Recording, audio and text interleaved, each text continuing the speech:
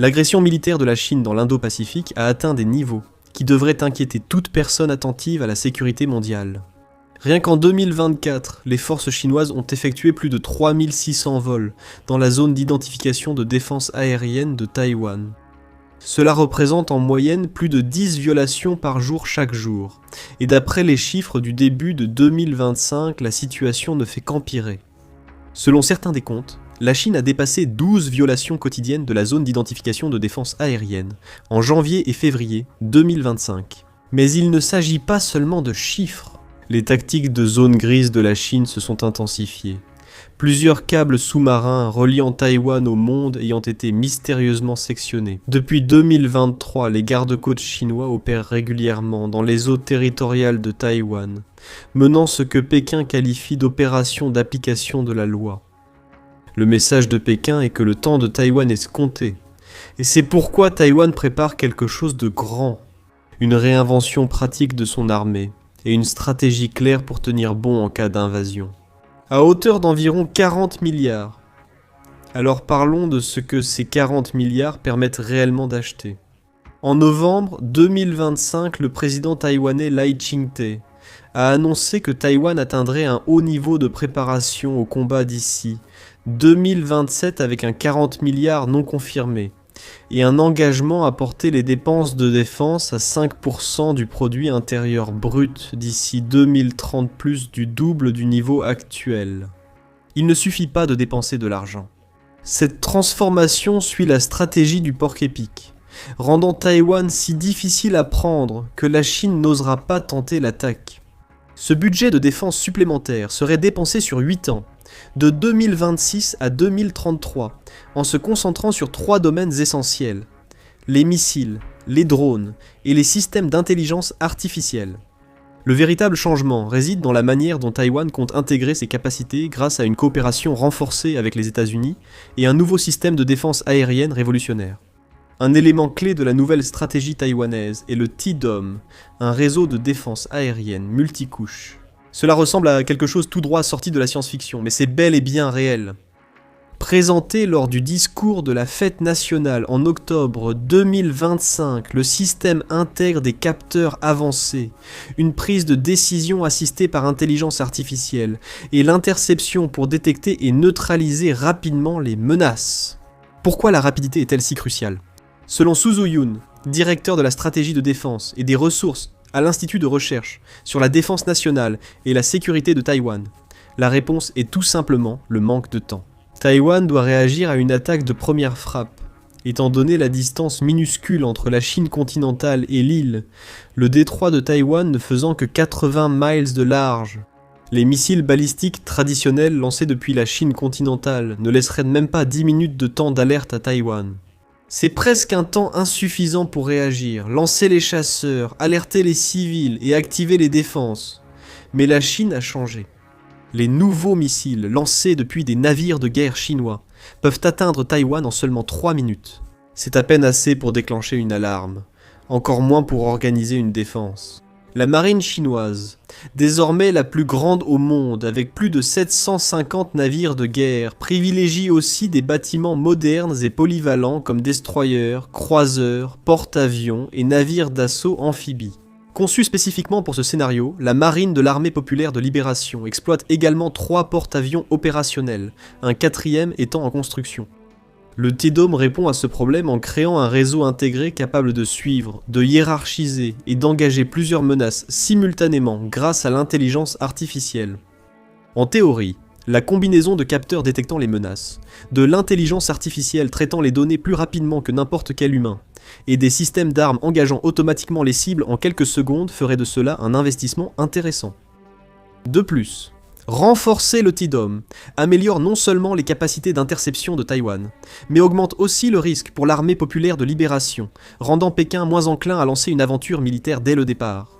C'est de la dissuasion par la démonstration de capacité. Et bien que Taïwan développe des systèmes d'armes indigènes impressionnants, l'équipement militaire américain constitue l'épine dorsale des capacités de défense conventionnelles de l'île. Le premier est le chasseur F-16 V-Block 70, la principale modernisation de la force aérienne taïwanaise. Contrairement aux anciens F-16, la version V est équipée d'un radar à réseau actif à balayage électronique, LISAAPG 83.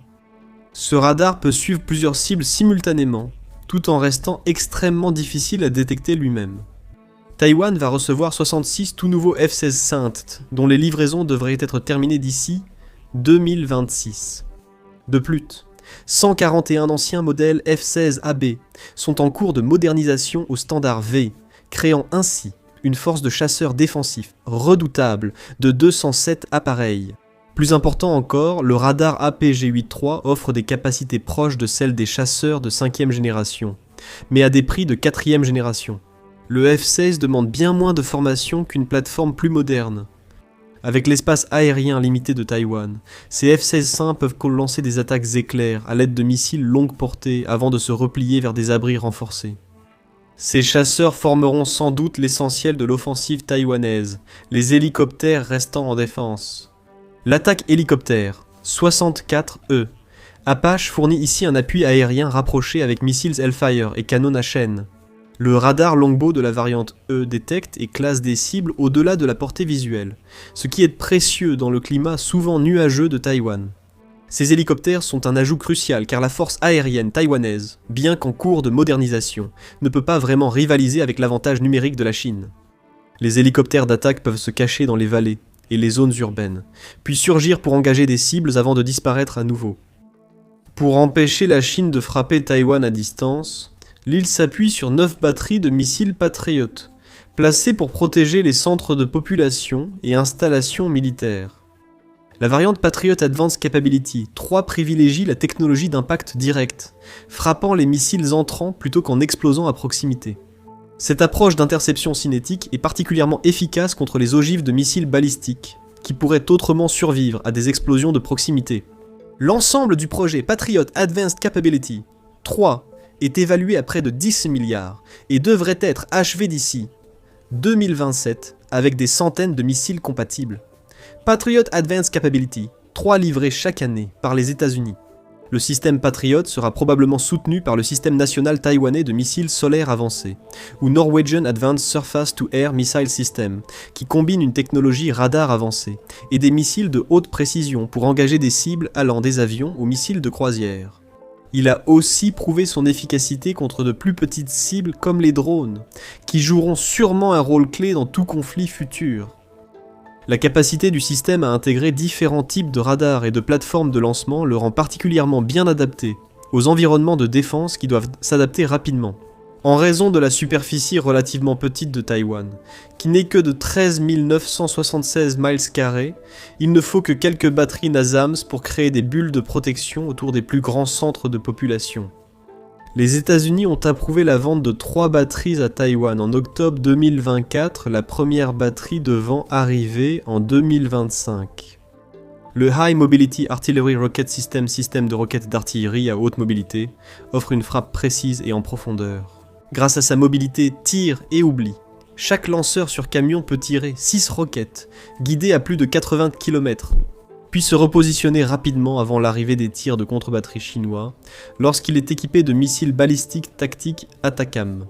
Cette portée s'étend jusqu'à près de 320 km, ce qui suffit pour traverser le détroit de Taïwan et frapper les zones de rassemblement sur la Chine continentale. Taïwan achète aussi des centaines de missiles anti-navires, Harpoon, aériens et terrestres, d'une portée de 160 km. Plus de 400 armes anti-chars portatives, javelins et 1400 missiles tube-launched, optically tracked, wire-guided à tube, guidés par fil et suivis optiquement. Des missiles Stinger portatifs capables d'abattre des hélicoptères en un tir, obligeant la Chine à privilégier des stratégies à moyenne et longue portée. Les avions de patrouille P-3C surveillent au large de Taïwan et peuvent détecter la flotte de sous-marins chinois, forte d'environ 50 navires. Des frégates Oliver Hazard Perry, issues des surplus américains, modernisées avec des capteurs et armes de dernière génération. Tout ce matériel est important, mais ce n'est pas toute l'histoire. La révolution majeure de la pensée taïwanaise vient de l'adoption de la guerre asymétrique. Le concept est simple. Taïwan équipe son territoire de milliers d'armes défensives peu coûteuses mais mortelles, rendant chaque kilomètre conquis très cher. Alors pourquoi cette stratégie? Eh bien d'abord, Taïwan n'a aucun espoir d'égaler la Chine arme pour arme et navire pour navire. Elle doit privilégier la qualité à la quantité, même si la culture militaire et l'opinion publique préfèrent des chasseurs avancés et de grands navires de guerre. Cela est évident rien qu'en comparant quelques chiffres.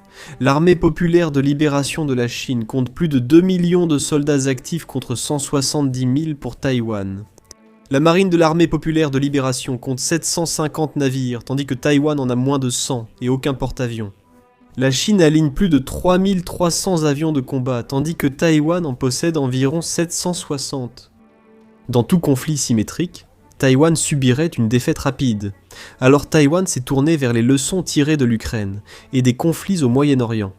Des observateurs militaires ont vu des drones iraniens bon marché menacer des défenses aériennes valant des milliards et des soldats ukrainiens détruire des blindés russes avec des missiles portables. Ils ont constaté que des défenses mobiles et dispersées pouvaient frustrer et repousser des forces d'attaque supérieures. La stratégie repose sur l'exploitation des inégalités inhérentes à l'économie de la guerre. Considérez ce calcul simplifié. Un destroyer de type O-55 chinois coûte environ 1 milliard à construire. Les missiles anti-navires Xiangfang sur camion à Taïwan coûtent environ 2 millions chacun. Si Taïwan doit lancer 3 missiles pour couler un destroyer, Taïwan échange 6 millions contre 1 milliard de pertes chinoises, ce qui représente un ratio d'échange de 167 pour 1 10. Même si Taïwan a besoin de 6 missiles par destroyer cela, reste un avantage de 27 pour 1. Ce calcul s'applique à tous les domaines. Des missiles solaires coûtant des centaines de milliers peuvent abattre des avions de chasse valant des dizaines de millions. Des armes anti-chars portatives valant quelques milliers peuvent détruire des chars coûtant des millions. Des mines marines intelligentes coûtant des dizaines de milliers peuvent couler des navires d'assaut amphibies valant des centaines de millions. La stratégie inverse volontairement la pensée militaire classique. Taïwan cherche à infliger un maximum de pertes à l'ennemi, plutôt qu'à dominer le champ de bataille. Cela pousse la Chine à reconsidérer à quel point une guerre hypothétique serait coûteuse, surtout compte tenu de l'état actuel de son économie, sur lequel nous reviendrons un peu plus tard. Mais Taïwan n'est pas non plus resté les bras croisés, en ce qui concerne le développement de ses propres systèmes d'armes. En fait, Taïwan a été tellement prolifique dans la création de missiles que leur qualité rivalise sérieusement avec celle des meilleurs au monde. Le plus important est sans doute la famille de missiles Xiangfang, ou vent courageux. Le Xiangfang 3 est un missile anti-navire supersonique atteignant Mach 3 et frappant des cibles jusqu'à 160 miles. Ce qui rend cette arme particulièrement redoutable, c'est qu'elle vole près de la surface de l'eau, à seulement quelques mètres au-dessus des vagues, la rendant presque invisible au radar classique, habituellement dirigé vers le ciel pour repérer avions et missiles balistiques. Ensuite, à l'approche finale, elle s'élève brusquement pour accumuler de l'énergie avant de retomber sur la cible. Cette manœuvre réduit le temps de réaction des systèmes de défense ponctuels. La toute dernière variante, le missile de croisière d'attaque terrestre Xiangsheng, porte la portée à plus de 400 miles. C'est suffisamment loin pour frapper en profondeur la Chine continentale, y compris les principales installations militaires et les centres de commandement. Taïwan conserve une ambiguïté stratégique sur ses politiques de ciblage, sans jamais menacer directement de viser des villes chinoises. Mais leur existence et l'insistance de Taïwan à créer et à présenter de nouveaux missiles devraient suffire à la Chine pour réfléchir aux implications. Si la Chine lançait une attaque conventionnelle contre Taïwan, l'île pourrait potentiellement riposter en frappant Pékin. Il y a aussi le système de défense passive qui pourrait être l'arme la plus rentable de l'arsenal taïwanais. Les mines marines sont incroyablement peu coûteuses comparées aux navires qu'elles peuvent détruire. Une seule mine coûtant des dizaines de milliers de dollars peut anéantir un navire de transport valant des dizaines ou des centaines de millions. Ce même navire pourrait transporter des centaines de fantassins chinois, qui représentent l'un des principaux avantages numériques de la Chine dans toute invasion théorique. La géographie du détroit de Taïwan le rend particulièrement propice à la guerre des mines, avec un fond marin rocheux et des courants changeants. Taïwan peut poser des mines très difficiles à détecter et neutraliser par la Chine.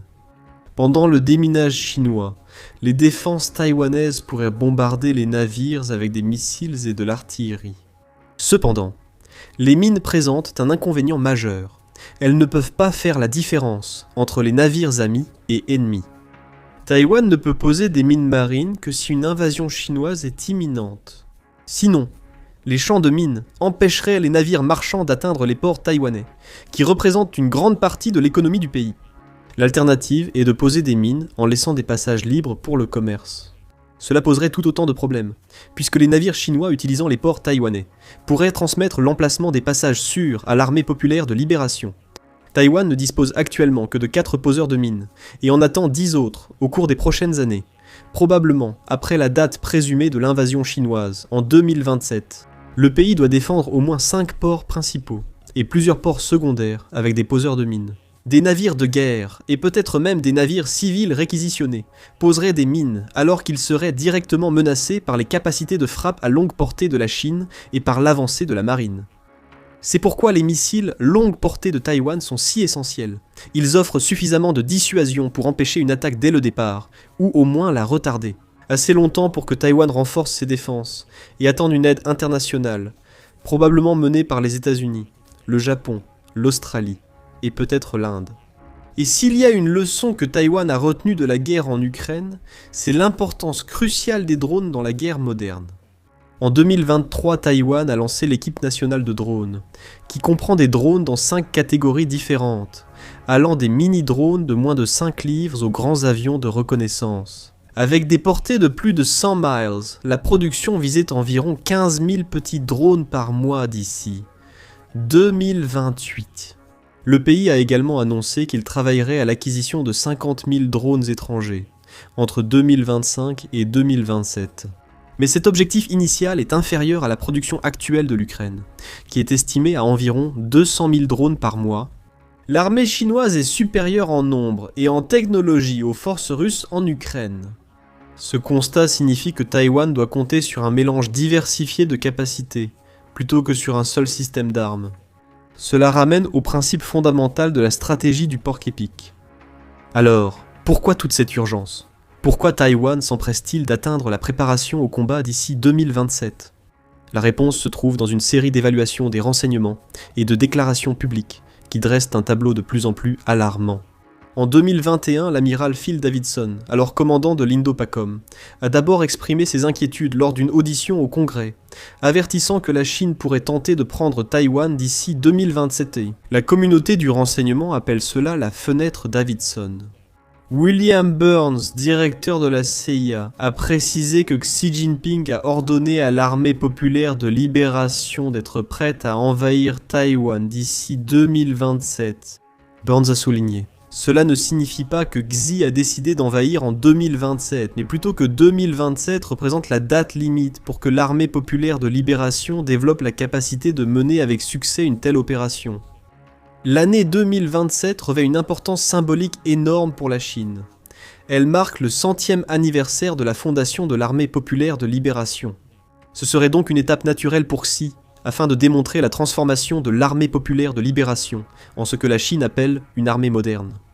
Pour Xi personnellement, 2027 représente le 21e congrès du parti, où il obtiendra probablement son 4e mandat sans précédent en tant que dirigeant du parti, de l'armée et du gouvernement. Rien ne renforcerait autant le pouvoir que la réunification avec Taïwan, échappant aux dirigeants chinois depuis 1949. Le calendrier coïncide également avec celui de la politique taïwanaise. L'année 2027 s'achève, alors que la présidentielle taïwanaise approche de son dernier tour avant le vote de janvier 2028. La pression militaire chinoise vise peut-être à peser sur l'élection ou à préparer une action, peu importe l'issue. En mai 2025, lors du dialogue de Shangri-La à Singapour, le secrétaire à la défense Pete Hegseth a affirmé que Pékin se préparait sérieusement à recourir à la force militaire pour modifier l'équilibre des pouvoirs dans l'Indo-Pacifique. Nous savons qu'il est public que Xi a ordonné à son armée d'être capable d'envahir Taïwan d'ici 2027. L'armée populaire de libération construit les forces militaires nécessaires pour le faire. Le président taïwanais Lai prend cette menace très au sérieux. Son objectif d'atteindre une préparation au combat élevé d'ici 2027 répond directement à ses évaluations des renseignements. Mais une autre possibilité empêche aussi les planificateurs de la défense de dormir. La Chine pourrait agir encore plus tôt. Certains analystes ont suggéré que 2026 pourrait représenter une fenêtre d'opportunité pour la Chine. Si Pékin estime les défenses taïwanaises incomplètes et avant l'arrivée de la plupart des armes américaines, la course contre la montre s'intensifie et les ambitieux plans de défense de Taïwan rencontrent un obstacle majeur. La politique intérieure. Le parti démocrate progressiste du président Lai n'a pas la majorité à la législature monocamérale de Taïwan. Le principal parti d'opposition, le Kuomintang, a exprimé de vives inquiétudes concernant les augmentations proposées des dépenses de défense.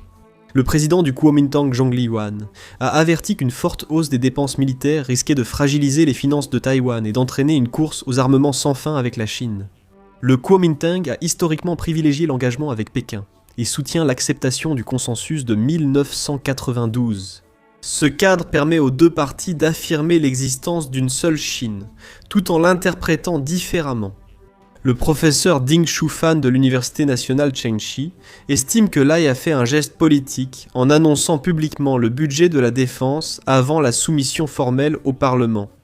En effet, Lai a déjà clairement fait connaître sa position aux États-Unis. Et en ce qui concerne la manière dont l'opposition pourrait tenter de bloquer le plan au Parlement, le parti au pouvoir peut, en théorie, suggérer que la responsabilité ne leur incombe pas. Cette stratégie permet à Lai de démontrer à Washington l'engagement de Taïwan en faveur de l'autodéfense, tout en rejetant potentiellement la faute sur l'opposition si le budget complet n'est pas adopté. Le moment choisi est politiquement significatif pour une autre raison. Taïwan discute avec les États-Unis pour réduire les droits de douane sur ses exportations, et envisage un accord l'engageant à investir davantage dans la production de semi-conducteurs et à former des travailleurs américains. Le président Lai affirme que la hausse de 40 milliards du budget de la défense vise à dissuader la Chine et n'a aucun lien avec les discussions commerciales Taïwan-États-Unis, mais le timing laisse penser le contraire. Taïwan envoie un message clair à Washington. Nous sommes sérieux sur notre autodéfense et méritons le soutien américain. Cela nous amène peut-être à l'inconnue la plus cruciale de toute l'équation taïwanaise. Que feront réellement les États-Unis si la Chine envahit ? La politique américaine envers Taïwan se caractérise traditionnellement par une ambiguïté stratégique, sans engagement explicite à défendre Taïwan ni exclusion. Cette ambiguïté s'est conçue pour dissuader l'agression chinoise, tout en empêchant Taïwan de déclarer unilatéralement son indépendance. Mais pendant la campagne présidentielle de 2024, le président Donald Trump a évité de répondre directement aux questions concernant la défense de Taïwan, affirmant simplement qu'il devrait négocier et chercher une solution diplomatique. Récemment, l'administration Trump s'est retirée des pourparlers de paix Russie-Ukraine, après avoir affirmé pouvoir mettre fin rapidement à la guerre. Des questions se sont posées à Taipei sur un éventuel soutien direct de l'administration Trump à Taïwan en cas de crise. Les politiques America First de Donald Trump compliquent encore la situation. Taïwan compte parmi les principaux exportateurs mondiaux de semi-conducteurs et produits associés, principalement à destination des États-Unis. Si les États-Unis réussissent à produire des semi-conducteurs localement, ils pourraient théoriquement moins dépendre de Taïwan. Cependant, la plupart des analystes pensent que les États-Unis interviendraient en cas de crise à Taïwan pour plusieurs raisons cruciales. Tout d'abord, l'industrie des semi-conducteurs de Taïwan n'est pas facilement remplaçable. Taiwan Semiconductor Manufacturing Company, le fabricant taïwanais de semi-conducteurs, produit les puces les plus avancées, et il faudrait au moins 10 ans pour créer une capacité similaire aux États-Unis. Deuxièmement, laisser la Chine prendre Taïwan bouleverserait l'équilibre des pouvoirs dans l'Indo-Pacifique. Le Japon, la Corée du Sud, les Philippines et d'autres alliés américains douteraient de l'engagement des États-Unis pour leur sécurité. L'ensemble du réseau d'alliances des États-Unis en Asie pourrait s'effondrer. Troisièmement, si la Chine contrôlait Taïwan, elle franchirait la première chaîne d'îles, cette série d'îles allant du Japon à travers Taïwan jusqu'aux Philippines. Actuellement, cela limite les forces navales chinoises aux mers de Chine orientale et méridionale. Une Taïwan contrôlée par la Chine donnerait à la marine de l'Armée populaire de libération un accès direct à l'océan Pacifique, menaçant les bases militaires américaines et les routes commerciales maritimes. La réaction du département d'État américain à l'annonce du budget de la défense de Taïwan était révélatrice. Un porte-parole a déclaré que nous soutenons l'acquisition par Taïwan de capacités de défense essentielles et proportionnées à la menace. Fait notable, Donald Trump avait précédemment proposé que Taïwan consacre plus de 10% de son produit intérieur brut aux dépenses militaires, soit plus que n'importe quel autre pays au monde, hormis l'Ukraine, et le doublement de l'engagement de l'OTAN. 5% reste un excellent début. Un autre facteur pourrait aussi empêcher une invasion chinoise. Économie. La Chine fait face à une vulnérabilité critique que Taïwan et ses alliés pourraient exploiter. Le détroit de Malacca. Actuellement, 90% du commerce maritime de la Chine passe par ce seul point d'étranglement entre la Malaisie et l'Indonésie, y compris environ 80% des importations de pétrole de la Chine en provenance du Moyen-Orient.